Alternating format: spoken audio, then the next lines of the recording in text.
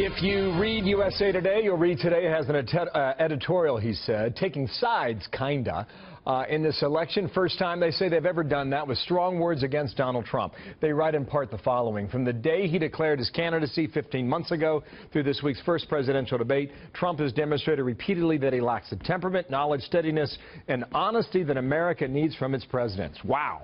Sean Spicer, RNC Communications Director, is here now. Nice to see you. Good to see you. Communications is your business. React to this.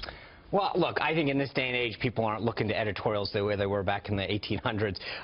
So with all due respect to USA Today's opinion, I think more and more people are making up decisions based on what their family, friends, coworkers help influence them. That's what we're focused on when we talk about persuading voters and reaching them. That could be, I don't think many conservatives and independents are looking to the liberal elite media to make their decisions. I get it, but they did not endorse Hillary Clinton That's either right. in that same editorial. You woke up to this Twitter storm.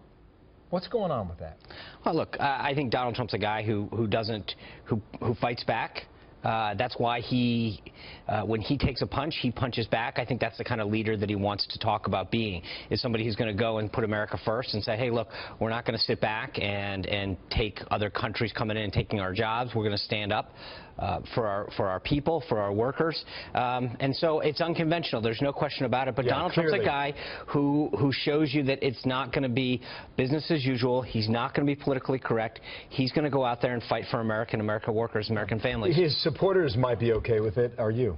Well, again, it's Donald Trump that's running. He's got to present himself as in a contrast with Hillary Clinton.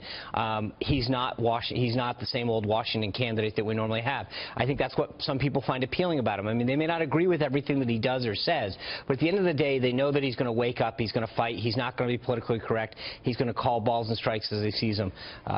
Okay, well, New York Times front page, did you see it? Ohio apparently is no longer a bellwether. Well, Ohio's an important state, but again, I think there's two things that go in Ohio.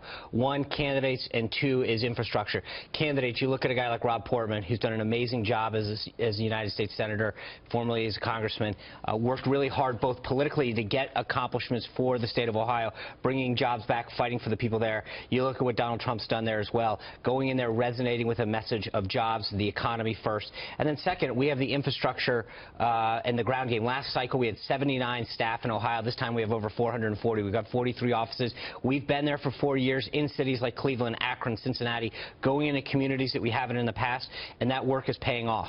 The point this article makes is that she can win without Ohio. Well, do you believe that, number one? And if so, that'd be the first time since 1960. That's ever been done in the Republican or Democrat. When you start off as a Democrat right now, the electoral map definitely favors you. You got big states like California and New York that definitely fall into your favor.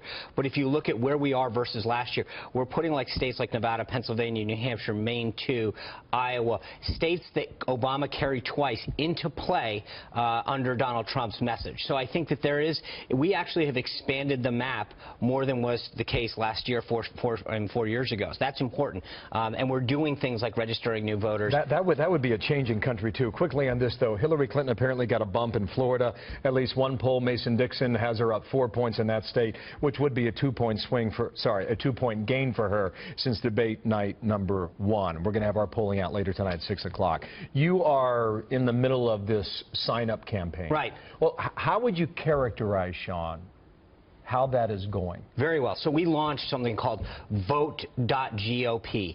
What you can do is go there, register to vote. It's one-stop shopping. You go to vote, you go to sign up, you tell them your address. It tells you right away whether or not you're registered to vote. If you aren't, it asks you, do you want an absentee ballot? If you get your absentee ballot, it asks you, do you want to commit to vote? Do you want to help tell friends about it? You can help push it on Facebook. But so far, we've done successfully, very successfully in the last few weeks. We've gotten over 300,000 donors that we matched that we realized have contributed and put their money where their mouth is, but weren't even registered to vote. We've now identified those folks. We're registering them. We've gone out since the debate and found 300,000 new people that have come to the site and either requested an absentee ballot or have registered to vote. Wow. This is what we're able to do to really expand that map, is get new people to vote, make sure that if they are registered to vote, do they want that absentee ballot? If they've got the absentee ballot, do they want to volunteer or activate more or tell a friend? You came ready to sell that. Democrats are doing that?